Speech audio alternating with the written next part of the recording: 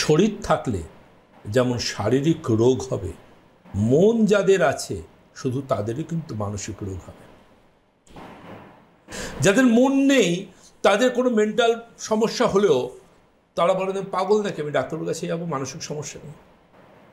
কেন যাব? আমার তো কোনো সমস্যা নেই। আপনি জানেন পৃথিবীতে, বাদ দিন আমাদের ভারতবর্ষের কথা বলছি, আমাদের ভারতবর্ষে একটা ভয়ঙ্কর শাস্তি আছে, জানেন তো, ভয়ঙ্কর শাস্তি। সে শাস্তিটার নাম হচ্ছে অ্যারেঞ্জ ম্যারেজ। যখন রানা প্রতাপদের সময় জহর করত, তারপরে সতীদাহ প্রথায় যেমন রামমোহন নব্যবঙ্গ আন্দোলন ডিরোজিওরা করেছিলেন, সে সময় তারা যে লড়াইটা লড়েছিলেন, ঠিক তেমনি এখন একটা ভয়ঙ্কর এই যে ওয়েব, যে সেটা হচ্ছে অ্যারেঞ্জ ম্যারেজ। তার সাথে আলাপ নেই, পরিচয় নেই, সেভাবে সময় স্পেন্ড নেই, কোনো কিছু নেই, অথচ নিজের জীবনটাকে জাস্ট জুয়ার মধ্যে তুলে দেওয়া। এবার তারপর যদি কোনো কালক্রমে তারা বাবা মা হয়ে যান, তার মানে সারাটা জীবন সন্তানের মুখের দিকে তাকিয়ে আত্মত্যাগ করে চলা। আপনি জানেন কতগুলো আমাদের ভারতবর্ষে এমন পরিবার আছে, কত কোটি পরিবার আছে যারা কিন্তু অ্যাকচুয়ালি সেপারেটেড, কিন্তু আইনের চোখে তারা হাজব্যান্ড ওয়াইফ। তারা কিন্তু অ্যাকচুয়ালি তারা সেপারেটেড পার্সোনাল লাইফে। এবং সবচেয়ে মজার কথা যেটা, সেটা হচ্ছে এই একদিন সব ঠিক হয়ে যাবে, এটা হচ্ছে পৃথিবীর সবচেয়ে বড় মিথ্যে। সে একদিন ঝড় থেমে যাবে গানটার মতো, কিন্তু আবারও পৃথিবী শান্ত হবে। হ্যাঁ, সেরকম কিছু দাম্পত্য হয় না।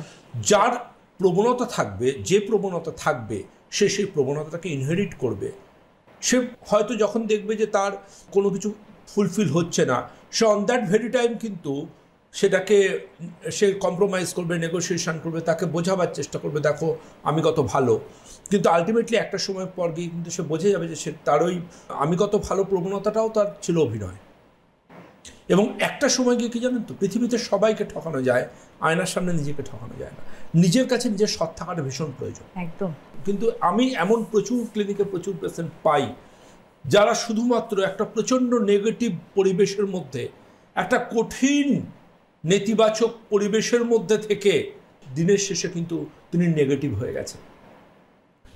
প্রতিনিয়ত অ্যাডজাস্টমেন্ট করতে করতে করতে করতে করতে করতে করতে করতে একটা সময় গিয়ে উল্টো দিকে মানুষটা বহাল তবিয়তে আছে, সে গান শুনছে, গান গাইছে, ঘুমোচ্ছে, টাইমে খাচ্ছে, টাইমে ঘুমোচ্ছে, কিন্তু এই মানুষটা সারা রাত চোখে ঘুম আসে না, এই মানুষটার খিদে চলে গেছে, এই মানুষটা কম্প্রোমাইজ করতে করতে করতে করতে সময়ের আগে বার্ধক্য চলে এসছে। আলটিমেটলি দেখা যাচ্ছে একটা সময় পর কঠিন কঠিন অসুখ, এই হতাশা, এই টেনশন, এই ফ্রাস্ট্রেশন, এই অ্যাংজাইটি থেকে তার জীবনে চলে এসছে।